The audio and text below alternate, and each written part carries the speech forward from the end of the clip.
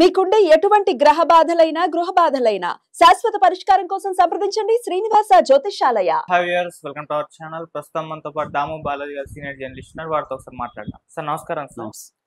Sir Asif Munir Trump ను మరోసారి కలవడం అనేది ఇప్పుడు చర్చనీయాంశంగా మారిపోయింది. అంటే ట్రంప్ భారత్ పట్ల ఏ విధంగా వ్యవహరిస్తున్నాడో మనకు తెలిసిందే. టారిఫ్స్ పెంచుతున్నాడు, పెట్టుబడులు పెట్టద్దని వార్నింగ్ ఇస్తున్నారు. అటువంటి ఒక రిలేషన్షిప్ భారత్ తో మెయింటైన్ చేస్తూ అటు మళ్ళీ ఆసిఫ్ మునీర్ ని కలవడం అనేది అది ఇండియాని కాస్త ఇబ్బంది పడుతుందని కూడా చెప్తున్నారు. మరి ఎందుకు ఈ మీటింగ్ జరుగుతుంది? రెండోసారి కలవడం చూస్తున్నాం. మరి ఏం చర్చించబోతున్నారు? దీని వల్ల ఇండియాకి ఏమన్నా ఇబ్బందులు ఉన్నాయా? మరి దీన్ని ఇండియా ఏ విధంగా చూస్తుంది? ఎంటర్ ఈ మీటింగ్ సంబంధించి మీరేం చెప్తారు?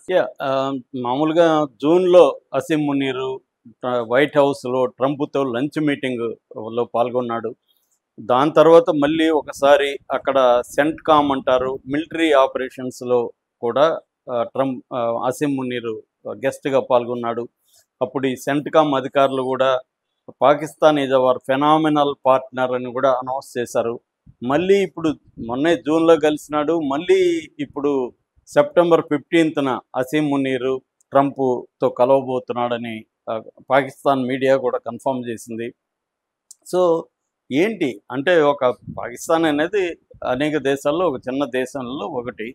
ఇలాంటి ఒక దేశాన్ని, దేశ అధ్యక్షుడిని కలిస్తే ఒక అర్థం ఉంది. కానీ మిలిటరీ చీఫ్, అతను army chief field marshal Asim మునీర్ని ట్రంప్ లాంటి ఒక అమెరికన్ ప్రెసిడెంట్ ఒకే సంవత్సరం నెలల గ్యాప్లో రెండోసారి కలవడం అనేది అసాధారణమైన విషయం.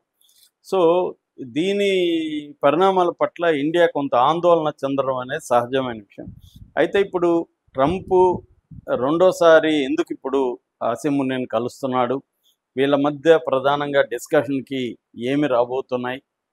తర్వాత పాకిస్తాన్ యుఎస్ మధ్య రిలేషన్షిప్స్ గతంలో ఎలా ఉన్నాయి, ఇప్పుడు ఎలా ఉన్నాయి, ఎలా ఉండబోతున్నాయి? దీనికి ఇండియా అంటే ఆందోళన చెందాల్సిన అవసరం ఉందా? ఇండియా వైఖరి ఏంటి? ఈ విషయాల గురించి మనం బ్రీఫ్గా చెప్పుకుందాం. సో మనకి ఏంటంటే ఉంగా అంటారు. ఉంగా అంటే United nation general assembly 80th అంటే 80వ సమ్మిట్ సెప్టెంబర్ 9 నుంచి 23 వరకు అమెరికాలో న్యూయార్క్లో జరుగుతుంది.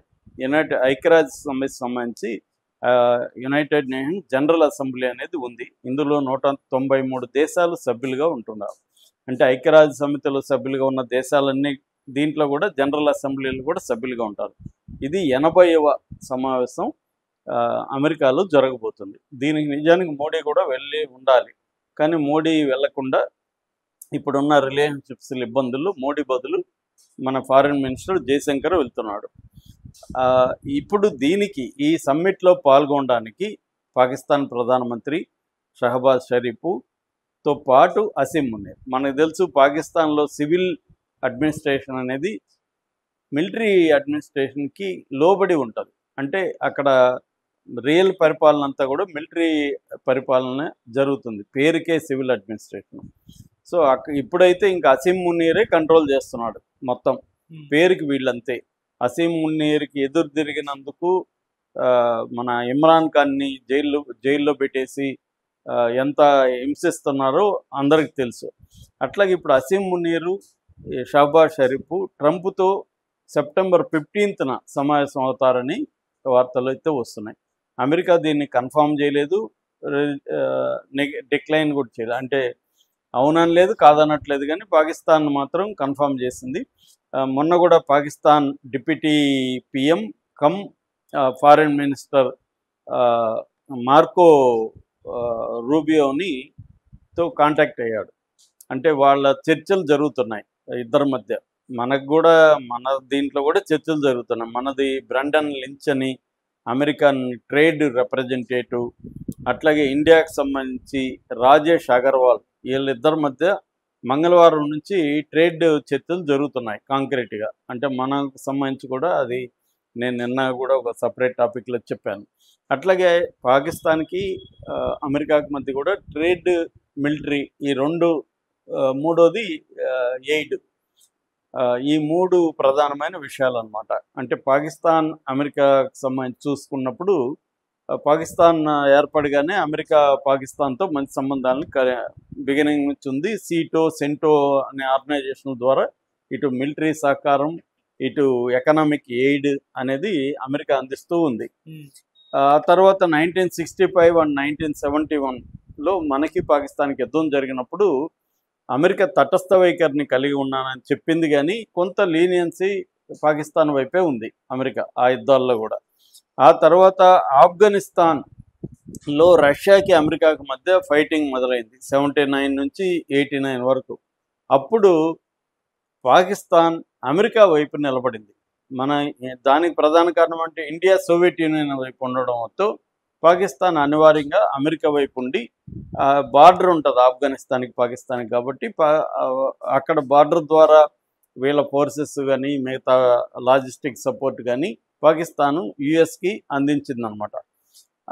అయితే 90 వచ్చేసరికి అంటే సోవియట్ యూనియన్ కుప్పగూలిపోయేసరికి అమెరికా కొంత పాకిస్తాన్తో దూరం అవడం గమనిస్తాం మనం. ప్రెస్లర్ అమెండ్మెంట్ శాంక్షన్స్ కూడా పెట్టింది అమెరికా పాకిస్తాన్ మీద. ఆ తర్వాత పోస్ట్ 9/11 అంటే 9/11 ట్విన్ టవర్స్ మీద బిన్ లాడెన్ అల్-ఖైదా అటాక్ చేసిన తర్వాత మళ్ళీ పాకిస్తాను అమెరికాకి దగ్గరైంది. నాన్ నాటో అల్లీ అంటారు. నాన్ నాటో అంటే నాటో దేశాలు కాకుండా నాటోలో సభ్యత్వం లేని పాకిస్తాను నాటో దేశాలంతా దగ్గరైందనమాట అమెరికాకి.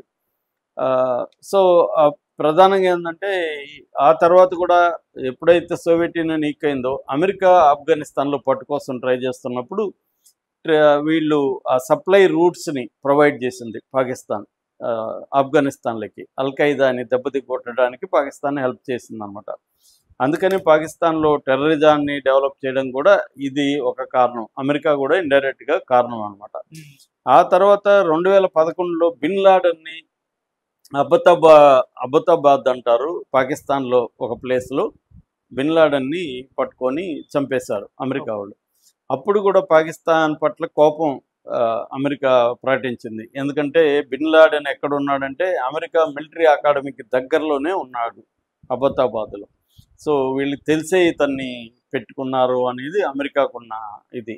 అమెరికా ఏమో మన దేశానికి ఒక సాధారణ దేశానికి సార్వభౌమత్వం ఉన్న దేశంలోకి వచ్చి మన భూభాగంలో ఈ ఆపరేషన్ చేయడం అనేది పాకిస్తాన్ కోపం తెప్పించింది. ఆ తర్వాత ట్రంప్ వచ్చినాక కూడా లైస్ అండ్ డిసెప్షన్ అని అన్నాడు పాకిస్తాన్ని. అబద్ధాలు చెప్తారు, మోసం చేస్తారని అన్నాడు. అట్లా లవ్ హేట్ రిలేషన్షిప్ అంటాం కదా, అట్లా పాకిస్తాన్కి యుఎస్కి ఉంది.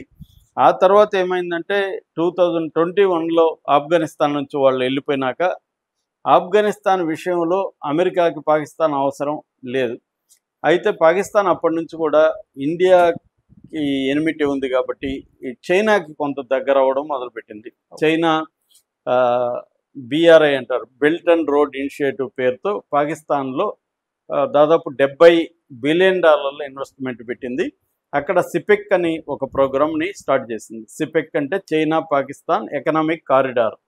ఈ ఎకనామిక్ కారిడార్ని చేయడం అంటే అక్కడ పోర్టులను డెవలప్ చేయడం, తర్వాత హైవేలు వేయడం, రైల్వేలు వేయడం, ప్రాజెక్టులు కట్టడం, పవర్ ప్రాజెక్టులు కట్టడం, డ్యాములు కట్టడం, ఇవన్నీ చైనా చేస్తుంది. దీనివల్ల ఇప్పుడు ఏమైందంటే మళ్ళీ ట్రంప్ రెండోసారి వచ్చినాక మళ్ళీ పాకిస్తాన్కి దగ్గర అవడం మొదలుపెట్టారు. ఈ మధ్యకాలంలో పాకిస్తాన్కి అమెరికాకి మధ్య కూడా ట్రేడ్ అగ్రిమెంట్ జరిగింది. అయినప్పటికీ కూడా పాకిస్తాన్ మన మీద 50% టారిఫ్స్ విధిస్తే పాకిస్తాన్ మీద కూడా 29% టారిఫ్ ఇచ్చారు. దీనివల్ల పాకిస్తాన్కి సంవత్సరానికి $1 బిలియన్ నష్టం జరుగుతుందని చెప్తున్నారు. అంటే అమెరికా కంప్లీట్గా పాకిస్తాన్కి ఫేవర్గా లేదు. తన అవసరాల కోసం అమెరికా పాకిస్తాన్తో కొన్ని రకాల ఒప్పందాలు ఎయిడ్ ఇవ్వడం, ముఖ్యంగా ప్రధానంగా ఏంటంటే ఇప్పుడు కూడా చర్చకి రాబోయే అంశాల్లో కూడా ప్రధానంగా వచ్చి పాకిస్తాన్లో వరదలు ఉన్నాయి, వరద సహాయక చర్యల కోసం అమెరికా సహాయం అడుగుతుంది. రెండోది ఖతార్ పైన ఇజ్రాయెల్ అటాక్ కూడా డిస్కషన్లోకి వస్తుంది. మూడోది ఇండో పాక్ రిలేషన్షిప్స్ మీద చర్చ నడుస్తుంది. ఇక ట్రేడ్కి సంబంధించి ఏంటంటే ఎనర్జీ, ముఖ్యంగా ఆయిల్, కొత్తగా ఆయిల్ నిల్వలు కనుక్కున్నారు సముద్రంలో అవన్నీ అని చెప్తున్నారు పాకిస్తాన్లో, దానికి సంబంధించి. అట్లాగే క్రిటికల్ మినరల్స్ మీద కూడా దాదాపు $500 మిలియన్ ఇన్వెస్ట్మెంట్కి అమెరికా అంగీకారం తెలియజేసింది. అట్లాగే మిగతా ఫార్మ్ ఆఫ్ ఎనర్జీ, తర్వాత మైన్స్, తర్వాత క్రిప్టో కరెన్సీలో ట్రంప్ అల్లుడు కూడా అక్కడ ఇన్వెస్ట్ చేస్తున్నాడు క్రిప్టో కరెన్సీకి సంబంధించి పాకిస్తాన్లో. ఇటువంటి చర్చలు కూడా అక్కడ జరిగే అవకాశం ఉంది. ఏదేమైనా అంటే ఇండియా మీద ఖచ్చితంగా ప్రభావం ఉంటుంది. ఎందుకంటే మన పొరుగు దేశాలు మనకి శత్రువులాగా, అంటే పక్కలో బల్లెం అంటారు, అలాగా పక్కలో ఎనిమిని పెట్టుకొని నిద్రపోతున్నట్టే ఉంటుంది. ఎప్పుడు కూడా అటాక్ చేస్తాడు, ఎలా నష్టం చేస్తాడు తెలియని పరిస్థితి. అలాగే ఇప్పుడు చైనా ఒక పక్క పాకిస్తాన్తో ఫ్రెండ్లీగా ఉంది. ఈ మధ్యకాలంలో చైనా మనకు దగ్గర అవుతుంది.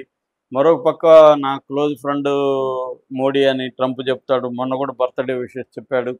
అంటే ఈ మన జియో పాలిటిక్స్ ఎలా ఉంటుందంటే ఎవరి అవసరాలను బట్టి వాళ్ళు కంప్లీట్ ఎనిమీగా ఉంటారు, కంప్లీట్ ఫ్రెండ్లీగా ఉండరు. అవసరాన్ని బట్టి మ్యారేజ్ ఆఫ్ కన్వీనియన్స్ అంటారు. అలాగే అవసరాలను బట్టి వాళ్ళు మల్టిపుల్గా బిహేవ్ చేస్తుంటారు. ఒక్క ఇది అనేది ఉండదు. ఏ దేశానికి ఆ దేశ ప్రయోజనం ముఖ్యం. అట్ ద సేమ్ టైం పక్క దేశంతో ఎలా ఉండాలి అన్న యాంగిల్లో వాళ్ళు కూడా మిగతా ప్లేయర్స్ ఎంటర్ అవుతారనమాట. అలాగా అమెరికా ఇటు చైనాని ఇటు ఇండియాని కొంత కంట్రోల్లో పెట్టుకోవాలంటే పాకిస్తాన్ని దగ్గరకు తీర్చుకోవడం, ఐఎంఎఫ్ ద్వారా పాకిస్తాన్కి ఫండ్స్ ఇవ్వడం, తన ఇన్వెస్ట్మెంట్లు చేయడం, ఈ రకంగా BRI అనే చైనా ఇనిషియేటివ్ ఏదైతే ఉందో 150 దేశాల్లో దానికి బ్రేక్ చేయాలి. దాన్ని బ్రేక్ చేసి తన పెట్టుబడులను కూడా పెంచాలి, తన కంట్రోల్లో కూడా ఈ దేశాలను ఉంచుకోవాలనేది అమెరికా ప్రయత్నిస్తుంది. ఇందులో భాగంగానే పాకిస్తాన్ కూడా ఇండియాకి ఇటు చైనా డామినేషన్ కూడా పాకిస్తాన్కి ఇబ్బంది. కంప్లీట్గా చైనా చేతులెక్కి పాకిస్తాన్ వెళ్ళిపోవడం కూడా ఇబ్బందే. కాబట్టి బ్యాలెన్స్ చేసుకోవడానికి అమెరికాతో కూడా పాకిస్తాను స్నేహ సంబంధాలని కంటిన్యూ చేయడానికి ముందుకు వస్తుంది. Okay sir, thank you so much.